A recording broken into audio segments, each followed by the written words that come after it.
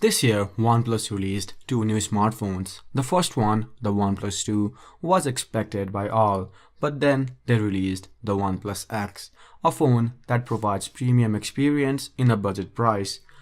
After using this device for a month, I can say that this phone is one of the best valued phone in the market. It's not up to the mark with flagships from Samsung, LG or iPhone, but it really tries to be there. Going on to the review, the size of the phone is similar to other flagships such as iPhone 6s and the Galaxy S6. With a 5-inch screen, it's in the perfect size category. The phone's small size makes one-handed use very easy. You might be familiar with the design, glass on the back and front and metal in the side. The build quality is great. Metal on the side make this phone feels great in the hand. The phone is also really thin at 6.9mm. The build quality plays a great role to put this phone in the premium category. The button layout is also similar to the OnePlus 2.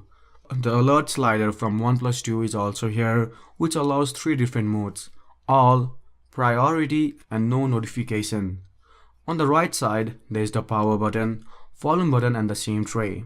The button placement is not correct though. It should be slightly up so that it would be more convenient. For this review I got the white and the gold variant of the OnePlus X, but it's also available in the black color. In front, there's a 5-inch Full HD AMOLED panel. AMOLED panel looks great because of those deeper blacks, and the software in the OnePlus X has got a black theme everywhere, which looks great and saves battery. The viewing angles are superb, colors are bright, but this panel is not the finest AMOLED panel we have seen. The screen here is not laminated. There's gap between the glass and the screen. This doesn't mean that the experience will be bad. Media will still look great in this Full HD panel. Below the screen, you will find 3 capacitive buttons, and the functions of these buttons can be changed from the settings menu. You can even opt for on-screen buttons just like in Nexus devices. On the back, there is a OnePlus logo and the camera with a flashlight. The camera in OnePlus X has a 13-megapixel sensor, and instead of f1.8 aperture, it has got f2.2 lens, which allows less light than the OnePlus 2. Under good lighting, the camera can produce great images with a lot of detail, but it's not very consistent. It did produce inaccurate colors and over and underexposed photos from time to time. In low light, the camera suffers. There is a lot of noise and details get lost. And in the front, you will find an 8-megapixel camera with an f2.4 lens, and the front camera is good for taking selfies. But the camera app in the OnePlus X is the same that we found in the OnePlus 2, which was not good. So if you decide to buy this phone, I suggest you guys to install a third-party camera application like the Google Camera. This phone's spec grabbed attention of a lot of people in its release. It does have an outdated spec, but Snapdragon 801 is flagship chip of the last year and still has enough power to make everything run smoothly and can continue to do so in the future. And with 3GB of RAM, everything runs smoothly. Browsing the web, gaming and multitasking works great without much problem. The Snapdragon 801 has 4 cores clocked at 2.3 GHz.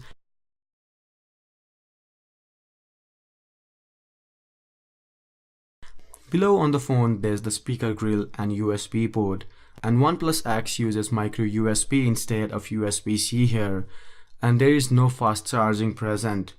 The battery inside has capacity of 25 mAh.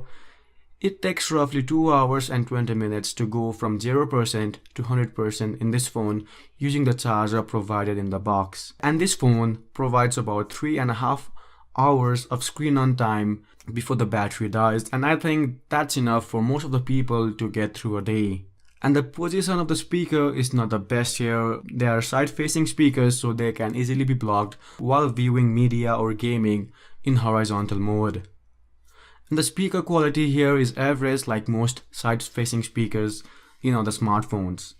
Going inside the phone, it's currently running on the Android 5.1.1 Lollipop. OnePlus X runs its own version of Android called Oxygen OS.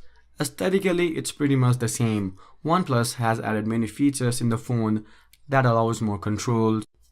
So you have got a lot of gesture controls in the lock screen, and when you swipe to the rightmost screen, you will find something called Self.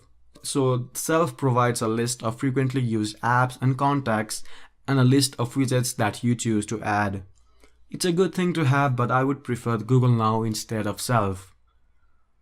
And as I said earlier, the whole phone has got a black theme to it, and in the settings menu you will find a lot of additional options such as app permissions, ability to customize the button layout, ability to change the theme, and a lot more. The default launcher also has an option to change the icon pack. Overall, the software here is basically the same as a Nexus device with some added features, which is good. Looking at the specs of this phone in a paper, this phone seems to be the best for the price, but a lot of corners were cut to achieve this price. There is no 4G connectivity, no 5 GHz Wi-Fi, no NFC, and no fast charging. And many compromises were also made in other aspects of the phone.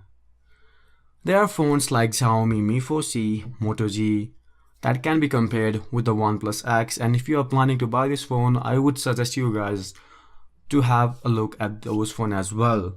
But OnePlus X does a great job while hiding those compromises and makes the phone feel much better. So that's all about my review. What do you guys think about this phone? And if you have any questions regarding this phone, do let me know in the comment section below. I will try to answer them. And subscribe for more videos. Thanks for watching. Have a great day.